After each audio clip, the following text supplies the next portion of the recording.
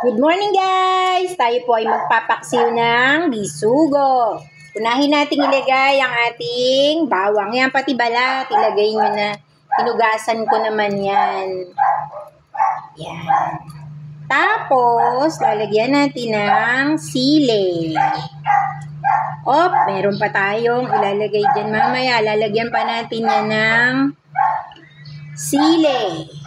At saka luya. Guys, tingnan nyo. Itaas mo konti. Nakikita nyo yan?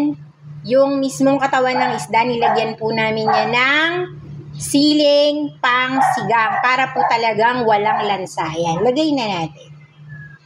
Yan. Medyo malaki-laki ngayon yung ating bisugo. Kaya 2 bisugo lang po ang ating ilalagay. Yan. 2 bisugo na parehong may sili sa loob. Ayan, may sili rin yan. Tapos, ito pa. Mura po ngayon guys ang sili. Yan, lagay. Tapos, lalagyan natin ng asin. Baka makalimutan natin ng asin. Lagyan ng konting asin. Alam niyo po guys kung bakit konti lang yan.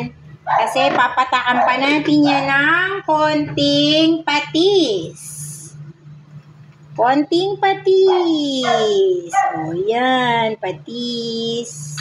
Mamaya lalagyan natin yan guys ng tubig, hindi maalat yan. Tapos, ito po ay asin. Para po yan, suka. Para yan sa ating pang-alis ng lansa. Puro na lang tayo asin. Tingnan mo, gitna mo. Yung aking taga-video. Nagugutom na. Guys, lagyan pa natin ng konting suka. Hindi puro asin. Yan. Lagyan pa natin ng konting suka. Konti lang. Masarap po guys yung suka ko na yan. Sukang galing sa sasa. Yan. Tapos, lalagyan pa natin siya ng paminta. Ayan. Lagyan ng paminta. Yan. Lagyan ng maraming paminta para po masarap. Para wala siyang lansa.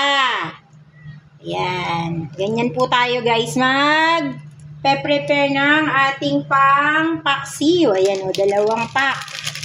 Tapos ngayon, open na natin ang ating apoy.